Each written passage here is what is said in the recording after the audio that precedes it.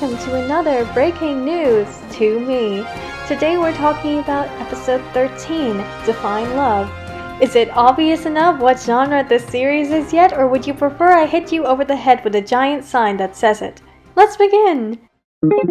Starting with writing, in the first scene there's a lot of Venus talking about how she wishes to experience things from a fairy tale. She thinks it's like silly or unimportant, so she dismisses herself accordingly. Even when she did speak about it, she undermines how much she truly values it by changing her words to a small dream. Kai, in a way, encourages and even entertains the thought of it, and plays along by wishing for her dreams to come true. Very when you wish upon a star-esque. Disney, don't sue me, please, please, please, Mr. I think wanting to experience a fairy tale is something she really longs for, considering how her childhood was barely a childhood at all. And I know this isn't some groundbreaking way to portray a character's loss of a childhood, but I'm just here to offer a further explanation, okay? Anyways, when Venus returns the well wishes, it leaves Kai to ponder for a moment. We've seen him do this before at the mention of his aspirations in episode 9.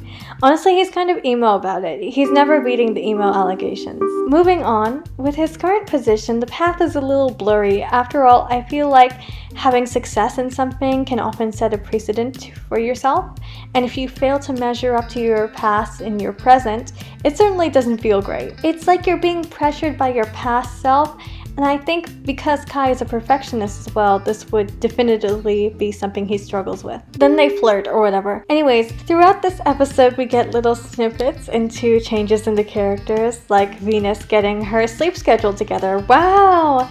And a confirmation of how much Kai and Venus talk since he mentions their text messages. And with Kai, like we've been seeing in previous episodes, he's becoming a lot more relaxed, and I would say Venus's casual language is rubbing off on him. And then we have the most unhinged moment of the episode, which catapults us to the most important part, defining love. Alright, so I have a lot to say about this, and I might actually try to be serious and most likely fail.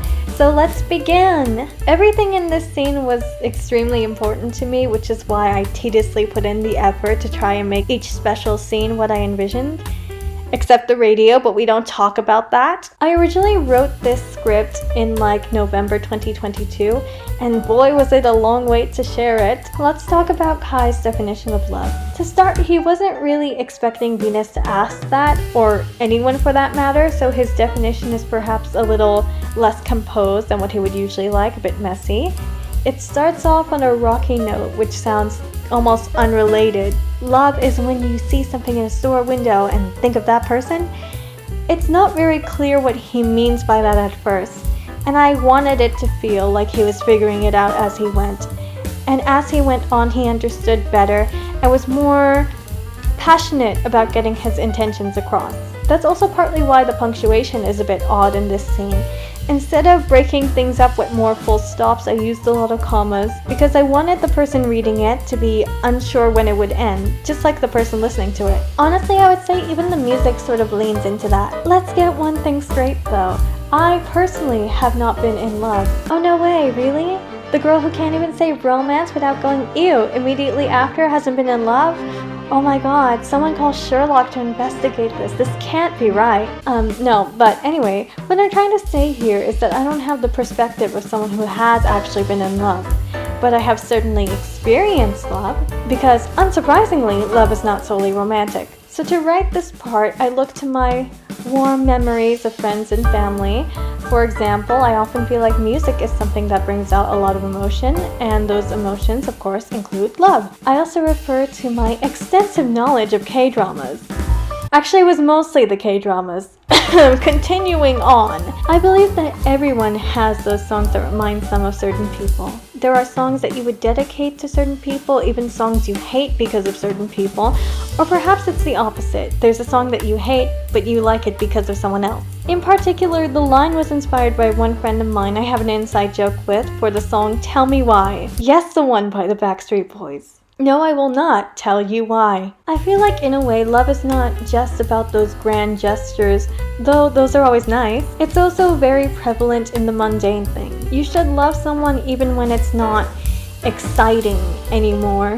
To love someone is perhaps to love hearing their Monday mornings, hearing their little encounters, and looking forward to the next day with them regardless of what it may hold. For an example of those mundane things, I think love is hidden in things like knowing how they like their tea and coffee, which mug they like the most, taking photos of something in a shop because it reminds you of them. Hence Kai's explanation. And in friendship, I think it can also be something like when you ramble on about a topic that's completely meaningless or send them a photo of your lunch and they still care. Sometimes it's just about caring about something supposedly insignificant. The line about love being a moment where you lie awake at night thinking about them, wondering if they're asleep or just as restless as you are, reminds me very much of a song that I find meaningful, and I feel like it captures what this line is also trying to say very well. Even though I wrote this before I found the song, I think it's perfect how they align. So my mother did a cover of this song with a singer named DJ Dave. It's called Itala Sayang. The line I want to refer to here is, when you sleep at night, what do you dream of? When you were apart, what was there to remember? That is love. And I think the idea of simply letting someone occupy your mind, whether it's willingly or not, shows how much you care, and that goes both ways, good and bad. Now, the line, "there is no other word for love," is quite a bold claim, I know, but I think the meaning we as people have given the word love goes far beyond its definition. Like everything I've said just now, you can find things that are incredibly abstract and say that is love. And in my opinion, you wouldn't be wrong. And I don't think that any other word can capture just how much love means. After all, that's why we gave it such significance. What love is very different to just the bare meaning of the word love. For the part about love songs, it's lightly inspired by the way people occasionally say that they're sick of always hearing love songs, which is fine. I just think that the reason why we hear so many love songs is because it's an interesting topic. I mean, there's quite literally types of love. There's loud love, there's quiet and soft love, there's passionate love, there's burning and crashing in love, there's a dwindling love, which brings me to the line, love feels like everything at once. Because I think to be in love is not just to be happy, but to be in this sort of experience. Love isn't necessarily happy. Sometimes it's sad or painful, sometimes it's nerve-wracking, and it will always be different for every single person. But somehow it's still the same. Everyone loves differently, but we all know what it's like to be in love or experience love, or at least I hope we do. If you haven't, I hope you're okay. But anyways, like it's written here, we as people experience everything so differently to the point where it's almost impossible to experience things the same way. And yet, we all do anyways. We'll never get the chance to look through someone else's eyes. Because that sounds terrifying. Ew, eyeballs. I told you I would fail at being serious. Anywho, the music in particular was something I was also very caught up on. I needed to feel something when I watched through the scene, and when you're the creator of that scene, it's a little harder with the constant inner critique. I searched through the YouTube audio library to no avail, so I took to looking at classical pieces. Totally not because it's public domain.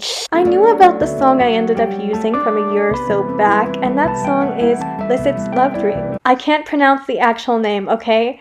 I didn't think I would actually use it at first, even though it was my first option. Because when I initially tried it, it didn't feel right, so I searched through a lot of classical songs, and I can confidently say, trying to find classical songs while studying did not make me much more productive. I would just keep going, no, not this one, not this one, nope, not this, and skipping through all of them. Because I knew what immediate feeling I wanted from the song, and none of them really hit the mark on that, except for the one I chose, of course. Now, I think I've talked your head off enough with the writing, so let's move on to Easter eggs. The first Easter eggs actually come quite late in the episode, during the first special scene of the shop. We can see 5 items in the display. Each of these items represents one of my friends, and the flower represents my mom. I basically asked each of my friends to pick something that they like to represent them, and as you can see, that led to the glorious existence of Sushi Cat. My other friends chose a stack of cards, which I included their initial on, butterflies tied together with a red thread, the dancing cat from that one GIF, and the flower is a pink carnation, which can symbolize a mother's love. The shops are named Cassiopeia Street Style and Perseus and Andromeda. So Cassiopeia is a constellation, and in it is the Heart Nebula, also known as the Running Dog Nebula. And while the Heart Nebula is in the constellation of the Cassiopeia, the constellation of Cassiopeia is in the Perseus arm of the Milky Way galaxy. Unsurprisingly, the Heart of Nebula is the constellation to represent love, according to CNET. As for Perseus and Andromeda, that's another constellation. And a story about that constellation says that the hero Perseus falls in love with Andromeda. I would love to be more detailed, but there's a lot of stuff to know about the constellation, so we don't have time today, okay? Anyways, next we have the radio scene, which has the song Lullaby playing. Spoiler alert, I made that song, and it plays right after the special scene. It's also playing on the radio station Den FM. And the next in the queue is Tell Me Why. The moon here was featured in the Ribbon music video. The rose here, and a few of the others, are drawings of roses that bloomed around my house. Also, some of the bird sound effects playing here are from around where I live. I thought it would be sweet to include some things that are more personal to me for this scene. And that concludes the Easter eggs, and also the video. This is probably going to be really long, and I can just hear myself face-palming trying to edit this later. But I hope you enjoyed the video, and I'm probably going to cringe at this in a few years for trying to give it a deep meaning. Okay, subscribe if you like this, I guess, and like it too. Bye!